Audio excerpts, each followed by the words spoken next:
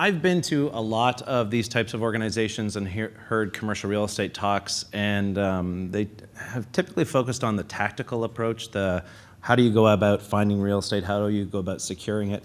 So I want to take a bit of a step back and really look at the high level. Just quickly, Cresa, we do three main things. We do strategic planning. So we help you understand how much space you need. How is your organization using the space you have now, and how might you do so in the future? Then we go on to transaction management. So this is the more typical brokerage approach of finding space in the market, getting you the best deal, handling all the documents. But as well, we do the project management piece, so all the way from handling the move, all the construction budgets, furniture procurement. Cresa is the largest tenant-only brokerage company in North America. We have just under 60 offices. We've been open under this brand in Ottawa for 4 years now. I've been a commercial real estate professional for just about 15 years in Ottawa. And what we've really seen when it comes to not-for-profit is your organizations are really changing, not just the economic environment, but the political environment as well. So I'm going to talk a little bit about some of the challenges that we see when we work with you. And there's some friendly faces in the audience as well, so this is some firsthand stuff that we've seen. Funding. Critical for everyone always, but the funding model for many of our clients has really changed or is at least under pressure. Member-based organizations who don't provide a specific license or professional designation are really starting to struggle with justifying their existence to their members. I don't think it takes a rocket scientist to know that, given our political and economic climate, that people have a little bit less money in their pocket, whether the federal, provincial, or municipal government, or a donor.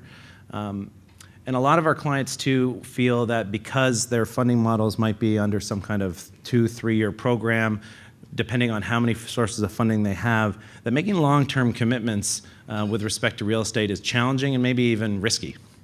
So we're starting to see a lot of people struggle for relevance. And I use this picture because there was a lot of different pictures I could have chosen that were kind of grim and scary. This one is fun. I happen to think guy with a sticky note on his head is one of my favorite pictures.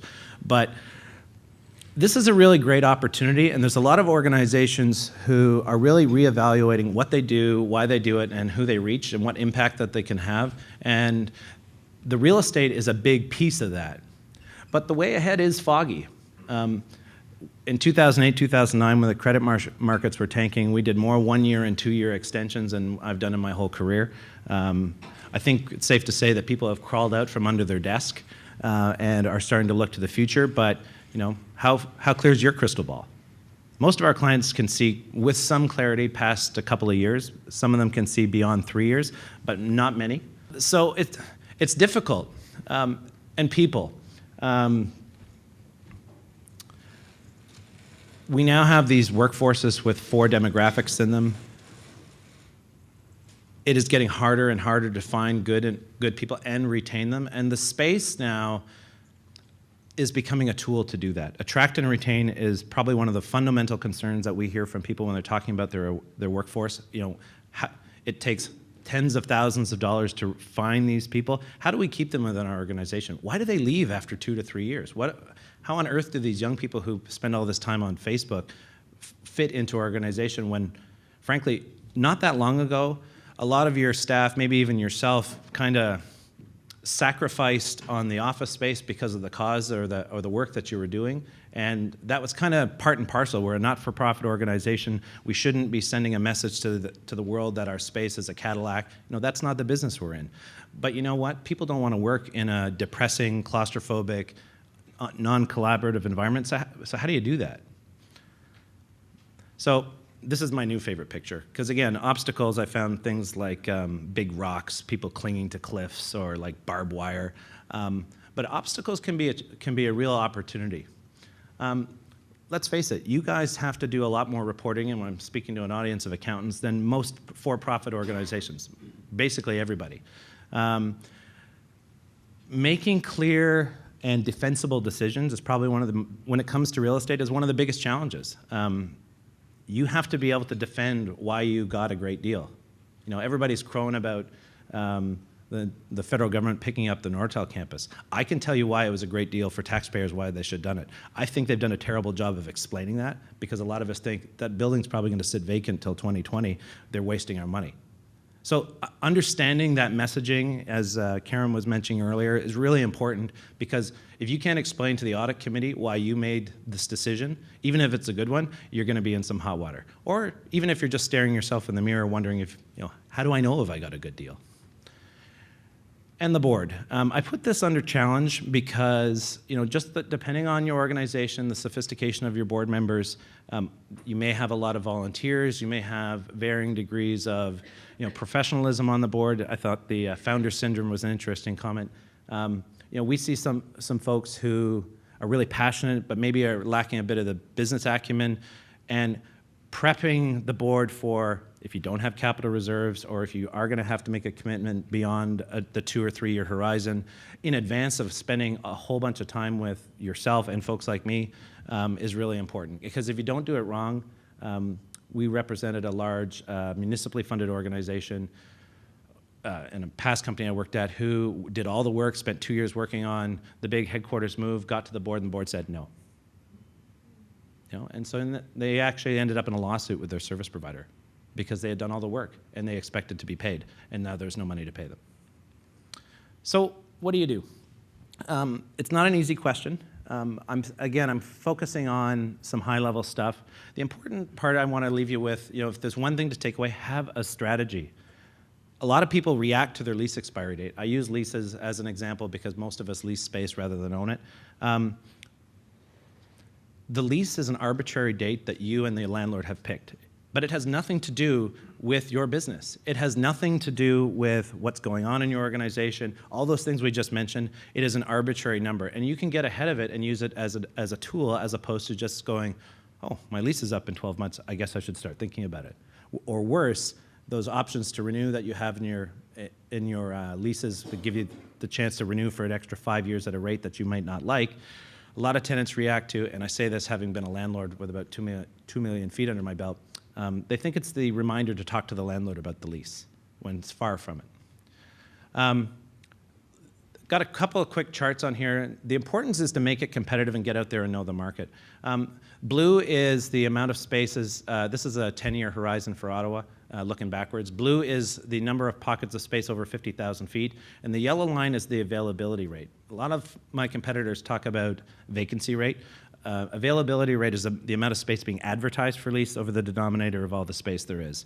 So you can see that on the yellow line, since the credit markets, we were actually starting to do kind of well, but it's really started to tick up.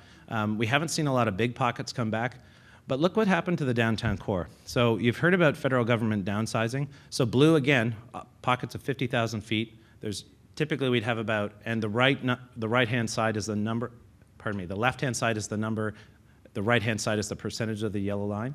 I think that's right.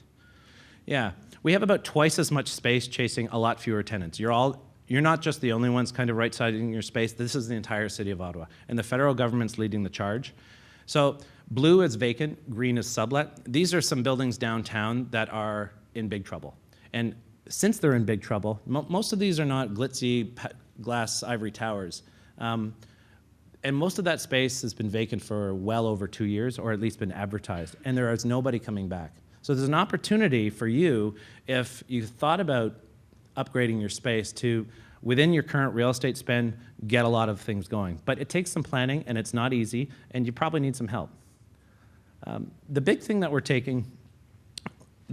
we're also looking at is, how do you use your space? I think it's safe to say in that 4 people demographic that we use space a lot differently than we used to. This is a good example of what we call a lounge. This is a place where work can happen. You used to call it the kitchen, but you notice there's different ways to have meetings in there. We're bringing wireless access nodes into the space so that you can sit with your laptop on a sunny day like this. Rather than sit at your desk, why wouldn't you sit by the window and work on your laptop? It really depends, and you can plan for it. And the nice thing is it's smaller. The more and more we bring in collaborative spaces like this is an example of what it might look like, or this project teaming office in the middle, semi-formal places in the back. Every time I don't have to put up a wall, it saves you. So what we're really good at lately is taking companies and shaving about 20%, 30% off their total real estate spend. And that's not getting into telework where you've got people working a couple of days a week from home. There's an organization in the room who shares space with another one of our clients who we took out on tour yesterday, and they had thought they needed 2,500 feet. But they pulled, and that was before we set up the tour, they polled their staff, and of the only 7 people there, 5 of them said, yeah, I'd work from home a couple of days a week. Well, that's like 50% of the real estate.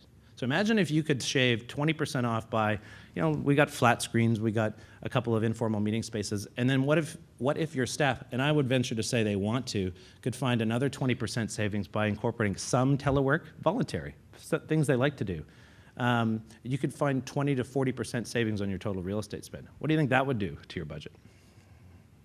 So these are just some examples of the kinds of spaces that we're building. We're letting in the light. We're working in ways that we never really did before. This concept of a single kit of parts where, depending on the style of work you're doing, maybe you need a space to sit down for 30% of your day where you're working on a laptop, but then you actually need, there's that personal call or that conference call where it's just you, and rather than having an enclosed office that you're only in 40% of the time because you're in meetings or off-site with clients other times, you can pick up your technology, walk to a closed space, and have a call. But the top line, these are modular wall systems, and the thing to note is that there's some different layouts. So you want to have space that's adaptable to your organization, because no matter what, the day you sign the lease or the day you build that building, 5 years from now, your organization will probably be dramatically different than what it is today. Whatever you do, you're probably going to get it a little bit wrong, and 10 years from now, it'll be really wrong. So you want to make sure, wherever possible, that you're spending money wisely so that you can adapt to those changes. Last I'm going to talk about is flexibility. A lot of people don't realize that, especially in this market where there's more landlords chasing tenants than the other way around, you can build in really, really tactical flexibility into your lease. You mentioned, Karen, about only having one source of funding for that business of yours up in Nunavut. Imagine if you could have a lease termination in the event that that contract doesn't get renewed. Doesn't it sound like you'd probably need it? And opposed to having to bankrupt your organization because of the space, now you have the ability to get lean and mean in the case something changes. And you can do that, and we're pretty good at bringing that in.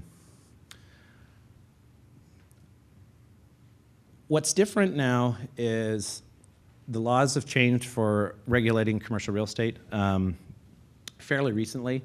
It's a lot more consumer disclosure that's happening right now. The big change that happened in 2002 was that anybody who manages commercial real estate on behalf of a third party is now a broker. They all have a real estate license. And the reason that was done by the province is that these guys were collecting commissions, then they didn't tell you about it. And they'd say that hiring folks like us costs more money. We're like when you buy a house and the seller pays the commission, but you can have a residential, a buyer agent working for you. That's what we do. There are so many pitfalls, and I say this, I was a landlord for 3 years. There are so many things that go into a commercial lease that frankly don't apply anymore. These 15% supervision fees on any time you change the carpet. Those come from times when the city of Ottawa didn't do a lot of the oversight with respect to building permits. And there's at least 5 or 6 really important things that can handicap your organization, limit your growth, prevent your expansion, or in the event you run into some trouble, limit your ability to sublet or get out of that space without having to rip the whole thing down, write a giant check to the landlord. And oftentimes, tenants who don't take that little bit of extra time to craft an appropriate strategy and a following document find themselves really handicapped by the space. But I challenge you, your space can be an augmenter, an enhancer. It can bring your staff together. It can revitalize your organization, and fortunately in this market with the technology available, it doesn't have to cost you a lot of money.